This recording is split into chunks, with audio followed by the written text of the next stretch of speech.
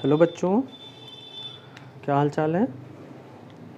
आप लोगों को पिछले वीडियो में हमने जो है बायोलॉजी पार्ट 3 के बारे में बताया था।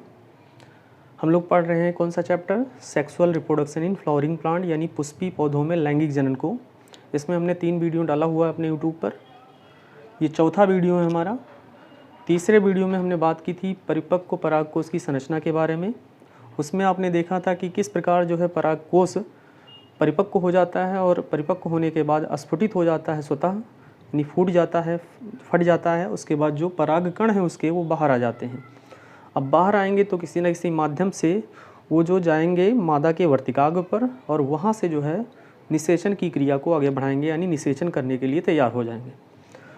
तो अगर निषेचन की क्रिया को अगर हमें समझना है पौधों में, यानी जनन के अंतर्गत ही आएगा निषेचन, एक भाग होता है, प्रक्रिया होती है जो जनन के अंतर्गत आती है। अगर हमें निषेचन को समझना है पौधों में तो परागकण की संरचना को समझना होगा। तो परागकण की संरचना यहाँ पर हमने बनाई हुई है, ठीक है। ये सबसे बाहरी लेयर है जो इस प्रकार से दिखाई दे रही है। इसको हम लोग एक्साइन कहते हैं या हिंदी में बाह्यचोल कहते हैं। उसके अंदर की जो परत है वो इंटाइन कहलाती है, यानी अंतःचोल कहलाती है। अंदर जो है एक न्यूक्लियस पाया जा रहा है, केंद्रक पाया जा रहा है। उसमें बहुत सारे द्रव्य भरे हुए हैं इसमें, इसको साइटोप्लाज्म कहा जा रहा है, यानी कोसा द्रव्य कहा जा रहा है। यहाँ पर नीचे लिखा हुआ है, व्यास लिखा हुआ है इसका। तो चलिए पूरी बात बताते हैं इसके बारे में कि जो परागकण होता है पुष्पी पौधों में वो विभिन्न प्रकार का होता है। गोलाकार हो सकता है, अंडाकार हो सकता है, बहुफलकीय हो सकता है। यहाँ पर हमने जो है एक अंडाकार, आप समझ सकते हैं कि अंडाकार जो हमने परागकण लिया हुआ है। परागकण में जो सबसे बाहरी परत होती है वो बहुत ही खुरदुरी होती है और काफ़ी मजबूत व मोटी होती है, ठीक है। जो बाहरी परत होती है वो क्या होती है, खुरदुरी होती है, मजबूत होती है व मोटी होती है।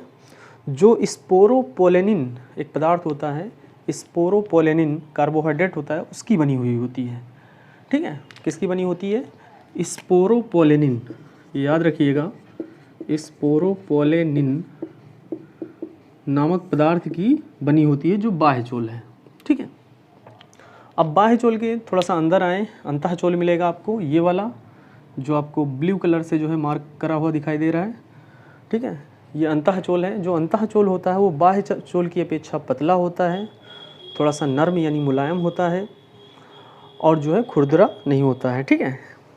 इसकी अगर बात करें हम तो ये पेक्टिन और सेलुलोज का बना होता है। पेक्टिन और सेलुलोज का बना हुआ होता है, ठीक है। यानी ये मटेरियल्स पाए जाते हैं अंतःचोल में, ठीक है।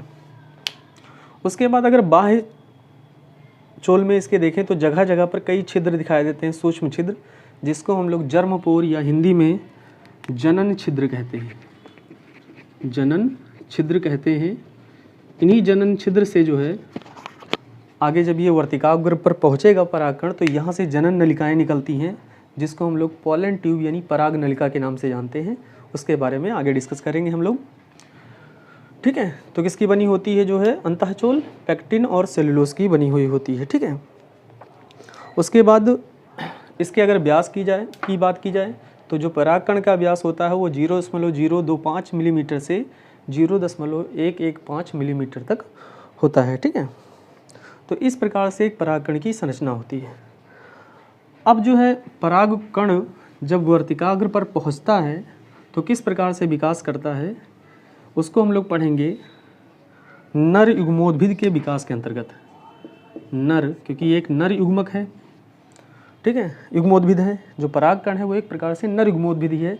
हमने बताया था परागकण का कई नाम होता है, परागकण कहते हैं इसको, ठीक है, या जो है लघु बीजाणु कहते हैं या नर युग्मोद्भिद कहते हैं।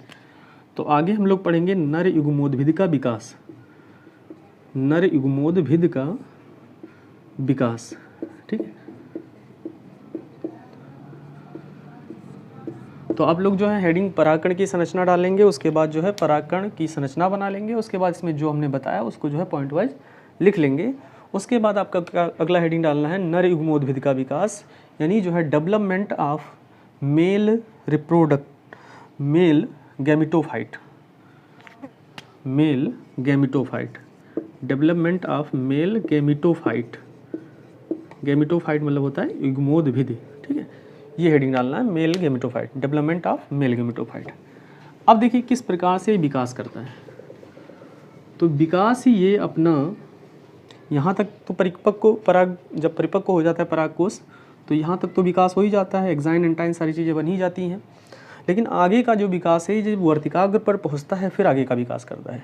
वहाँ पर जब पहुँचता है वर्तिकाग्र पर, तो वर्तिकाग्र पर बहुत सारे जो हैं क्या नाम है कार्बोहाइड्रेट्स मटेरियल्स पाए जाते हैं। उन्हीं मटेरियल्स को जो है ग्रहण करता है भोजन के रूप में, और फिर जो है अपना आकार बढ़ाता है और अपना विकास प्रारंभ कर देता है। तो जो है उसको हम लोग पढ़ेंगे किसके अंतर्गत, नर युग्मोद्भिद के विकास के अंतर्गत, नर युग्मोद्भिद के विकास के अंतर्गत।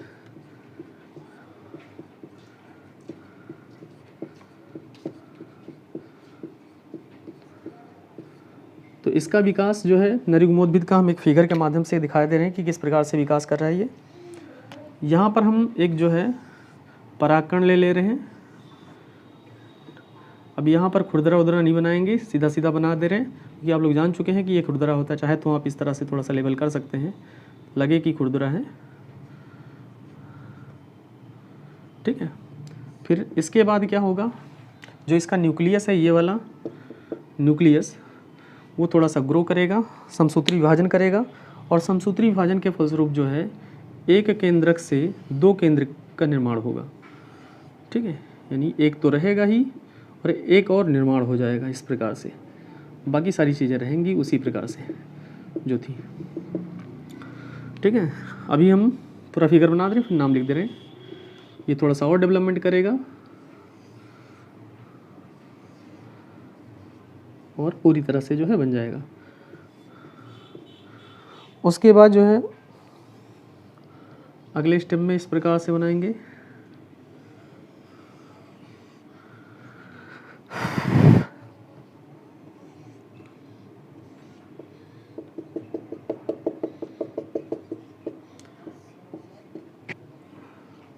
पहले पूरा फिगर हम ड्रा कर दे रहे हैं, फिर उसके बाद समझा दे रहे हैं कहाँ पर क्या हो रहा है।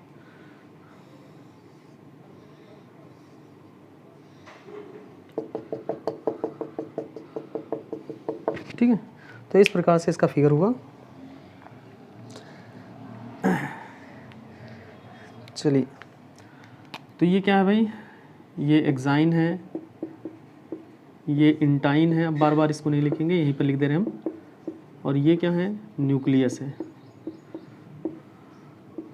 ठीक है, न्यूक्लियस है। न्यूक्लियस जो होता है समसूत्री विभाजन द्वारा, यहाँ पर समसूत्री विभाजन लिखेंगे, दो कोशिकाओं का निर्माण करता है, दो केंद्रक का निर्माण करता है।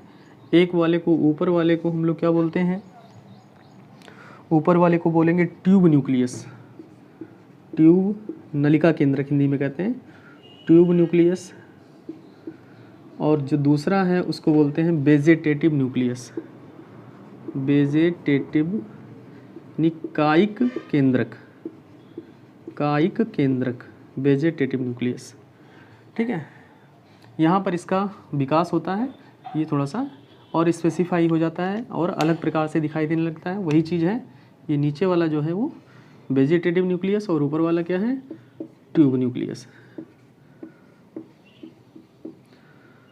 अब देखिए उसके बाद क्या हो रहा है, यहाँ से ये आकार जो होता है वो थोड़ा सा लंबा होता चला जाता है, बेलनाकार होता जाता है, और किसकी ओर, ये वर्तिकाग्र की ओर नीचे जो है फैलता जाता है, ठीक है।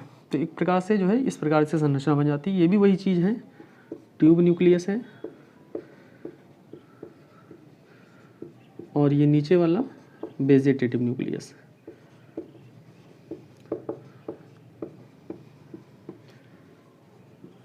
ठीक है, अब देखिए यहाँ पर क्या हो रहा है, इस वाले स्टेप में जो वेजिटेटिव न्यूक्लियस है, ट्यूब न्यूक्लियस तो ऐसे ही रहेगा, ट्यूब न्यूक्लियस वैसे ही रहेगा,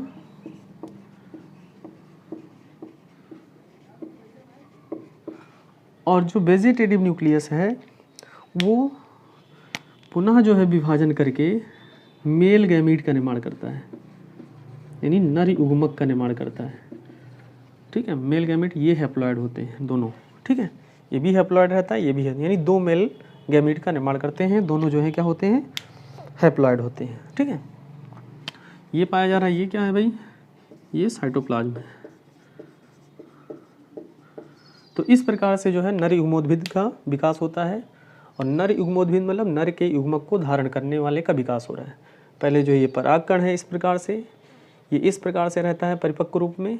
जब ये क्या नाम है मादा के वर्तिका रूप पहुँचता है तो वहाँ से कुछ पोषक पदार्थों को ग्रहण करके जो है अपना विकास करने लगता है। और विकास के पहले चरण में क्या होता है, ये समसूत्री विभाजन द्वारा जो है 2 न्यूक्लियस का निर्माण होता है। यहाँ पर एक को हम लोग ट्यूब न्यूक्लियस कहते हैं, दूसरे को वेजिटेटिव न्यूक्लियस कहते हैं। ये भी वही चीज़ है, थोड़ा सा यहाँ पर अलग से दिखा दिया गया है, थोड़ा सा और स्पष्ट बन गया है न्यूक्लियस। अभी तक यहाँ पर नीचे लेयर में जो है था, अब जो है स्पष्ट बन चुका है। उसके बाद अगले स्टेप में क्या हो रहा है, ये नीचे की ओर यानी जो क्या नाम है वर्तिकाग्र होता है, वर्तिका होती है, उस ओर जो है ये थोड़ा सा बढ़ने लगता है अपनी लंबाई में, क्योंकि इसे जाना होता है कहाँ तक, अंडाशय में जाना होता है, यानी बीजांड तक जाना होता है। मेल फीमेल जो है गैमीट को क्या करने, फ्यूज करने, यानी निषेचन की क्रिया करने। तो ये नीचे की ओर जो है क्या होता जाता है, लंबा होता जाता है। वही चीज़ है, ट्यूब न्यूक्लियस ऊपर की ओर और नीचे वेजिटेटिव न्यूक्लियस।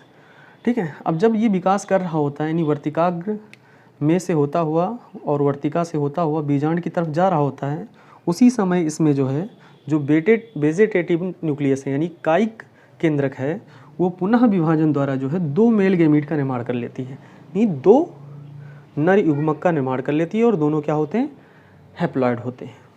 ठीक है, तो यहाँ तक का जो स्टेप होता है उसको हम लोग जो है नर युग्मोद्भिद का विकास कहते हैं। जो चीज़ यहाँ पर दिखाई दे रही है उसको जो है आप अपनी भाषा में भी लिख सकते हैं, क्योंकि बायोलॉजी में भाषा बहुत ज़्यादा मायने रखता, फिगर मायने रखता है। फिगर के ऊपर जो है आप भाषा लिख सकते हैं, जो हमने बताया उसी को समझ के जो है आप अपनी भाषा को लिख सकते हैं। ठीक है, अब इसके बाद जो है हम लोग नर युग्मोद्भिद का विकास पढ़ ही चुके हैं कि किस प्रकार से जो है परागकण का विकास हो रहा है, किस प्रकार से परागकण में जो नर युग्मक होते हैं वो कितने पाए जाते हैं, विकास होकर जो है उनका कितनी संख्या में नर युग्मक बनते हैं। ठीक है, ये सारी चीज़ें जान चुके हैं। अब उसके बाद जो है हम लोग मादा युग्मोद्भिद के बारे में पढ़ेंगे। ठीक है, मादा अंग के बारे में पढ़ेंगे, और फिर जो है दोनों को पढ़ने के बाद जो हम लोग निषेचन की क्रिया पढ़ेंगे, क्योंकि दोनों को जब समझ चुके होंगे तो बहुत ही आसानी से हम लोग निषेचन की क्रिया को समझ पाएंगे। ठीक है, तो आज की वीडियो में बस इतना ही। अगर कोई चीज़ आपको फिर से कह रहा हूँ ना समझ में आया हो तो जो है कमेंट बॉक्स में ज़रूर पूछिएगा, और अगर वीडियो आप लोगों को मेरी पसंद आई तो प्लीज़ इसे जो है लाइक, शेयर और सब्सक्राइब ज़रूर करिएगा। धन्यवाद।